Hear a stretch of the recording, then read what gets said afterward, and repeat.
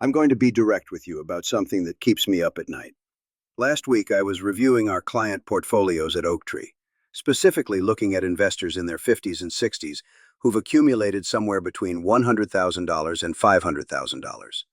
These are people who did everything right. They saved consistently. They lived below their means. They built a nest egg that should provide security in retirement. But as I studied their positioning, I saw the same three patterns repeating. Three mistakes that could turn a comfortable retirement into a financial nightmare. And the troubling part? Most of these investors have no idea they're making them. I've spent 5 decades watching people navigate the transition from accumulation to distribution. I've seen brilliant professionals make catastrophic errors in their 50s that haunted them for the rest of their lives. I've also seen modest savers make smart decisions that gave them decades of financial peace. The difference usually comes down to understanding three critical mistakes, and more importantly, understanding why they're mistakes. Because the conventional wisdom around retirement planning isn't just incomplete. In many cases, it's dangerously wrong. So I want to walk you through these three mistakes as if you were sitting across from me in my office. I'm going to explain what I see people doing, why it's problematic, and what I'd do differently if I were in their position.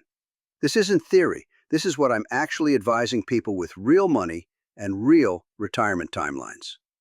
The first mistake is the one that surprises people most when I point it out. Most investors over 50 with $100,000 saved make the fatal error of treating their portfolio as if they're still 35. They're positioned for growth when they should be positioned for survival. They're taking risks appropriate for someone with 3 decades to recover from a downturn, not someone who might need to start drawing income in 10 years. Here's what I mean. I look at a typical portfolio for someone who's 55 with $150,000 saved, and I see 80% equities, 20% bonds. Sometimes it's 90-10. I see growth stocks, tech-heavy allocations, maybe some crypto exposure because their nephew told them it was the future. And I think, this person is one bad bear market away from postponing retirement by 5 years. The obvious response is, but Howard, I need growth. I can't retire on $100,000. I need this money to compound. And that's first-level thinking. It's not wrong exactly, it's just incomplete. Second-level thinking asks, what happens if the market drops 40% when you're 58? What happens if we get a 2008-style crisis right when you're planning to retire? You won't just lose 40% of your money. You'll lose something more valuable. You'll lose time. Time you can't get back. Years when you could have been retired, but instead you're working because your portfolio got cut in half at exactly the wrong moment. I learned this lesson watching what happened to people in 2008. I had clients in their late 50s who were positioned aggressively because they needed the growth. When the market crashed, they didn't just lose money, they lost their retirement date. Some of them are still working today, 17 years later, because they never fully recovered psychologically or financially from that drawdown. The math is brutal. If you have $100,000 at age 55 and it drops to $60,000, you don't need a 40% gain to get back to even, you need a 67% gain.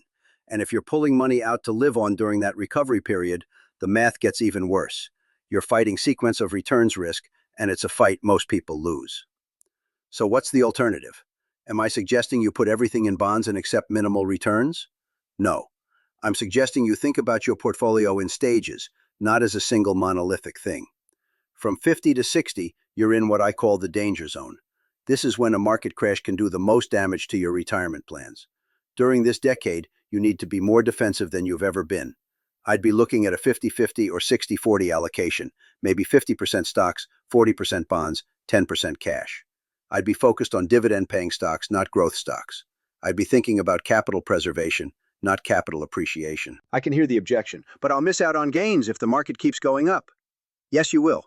And that's the price of insurance. You're giving up some upside to protect against catastrophic downside. That's not a bug, it's a feature. The crowd thinks you should stay aggressive because you need growth. I think you should get defensive because you need survival. That's the difference between first-level and second-level thinking at this life stage. Now, the second mistake is subtler but potentially more destructive over the long term. People over 50 with modest savings make the error of thinking about retirement as a single event, rather than a 30-year period with changing needs. They're planning for retirement as if it's one thing, when it's actually 3 or 4 distinct phases, each requiring different financial strategies. I see this constantly. Someone comes to me and says, I'm retiring at 65, I need my portfolio to generate income. And I ask, what kind of income? For what purpose? At what age? Because the income you need at 65 is different from the income you'll need at 75, which is different from what you'll need at 85. Think about it this way. From 65 to 75, you're in what I call the go-go years. You're healthy, active, traveling. You might actually spend more money in early retirement than you did while working. You're taking trips you postponed for decades. You're pursuing hobbies. You're living. From 75 to 85, you enter the slow-go years. You're less active. Travel decreases. Healthcare costs start rising, but discretionary spending falls. Your income needs change. After 85, if you're fortunate enough to get there, you're in the no-go years. You're spending less on activities, but potentially much more on healthcare and assistance. Your needs shift dramatically again. The mistake is planning for retirement as if your expenses will be flat for 30 years. They won't be. And if you structure your portfolio and income strategy for one phase, you'll be poorly positioned for the others. I learned this from watching my own parents navigate their 80s and 90s. My father was convinced he needed the same income at 85 that he needed at 65.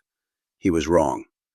What he needed at 85 was liquidity and flexibility for healthcare costs, not a fixed income stream optimized for discretionary spending. So how do I think about this if I'm 55 with $100,000?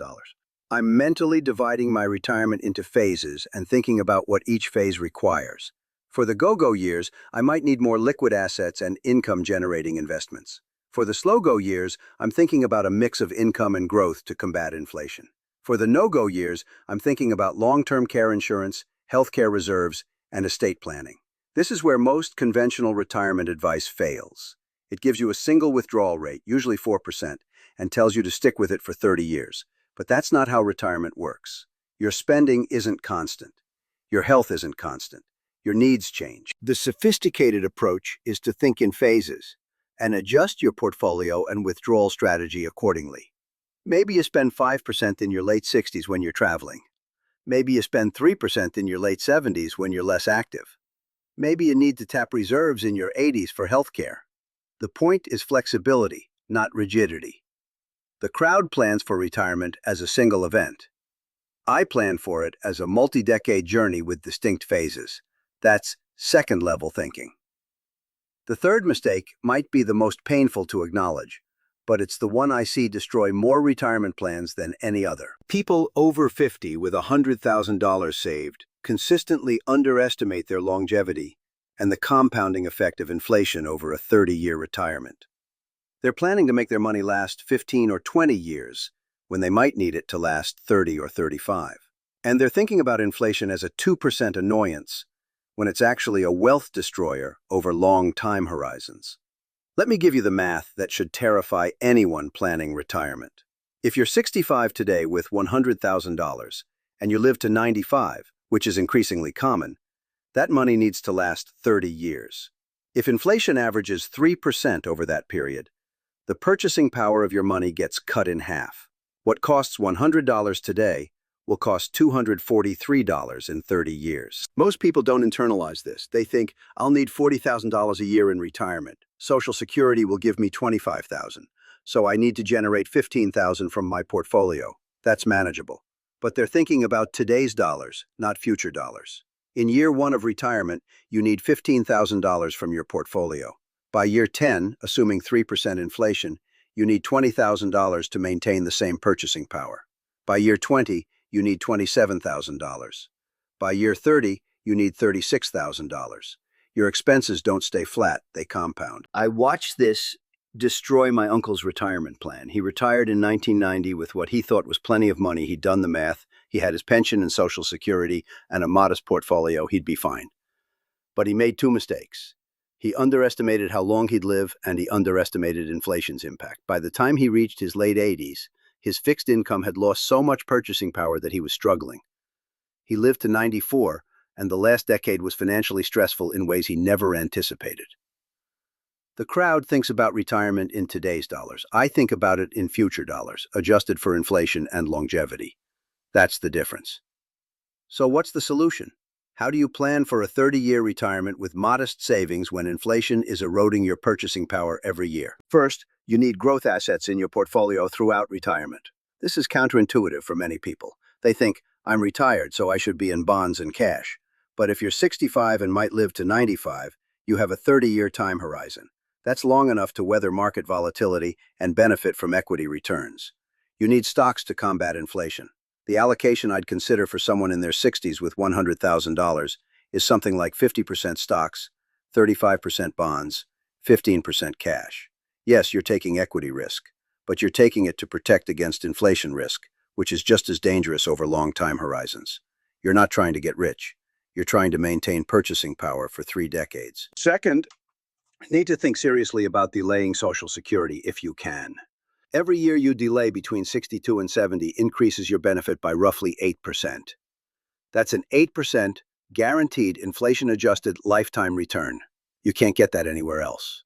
If you're healthy and can work or live on savings until 70, delaying Social Security is often the single best financial decision you can make.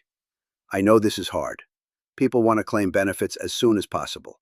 They worry about missing out if they die young. But the math is clear. If you live to average life expectancy or beyond, delaying pays off enormously.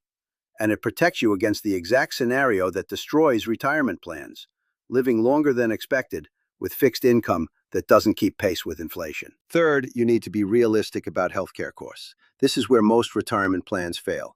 People budget for normal expenses but forget that healthcare costs rise faster than general inflation and become a much larger percentage of spending as you age. Medicare doesn't cover everything.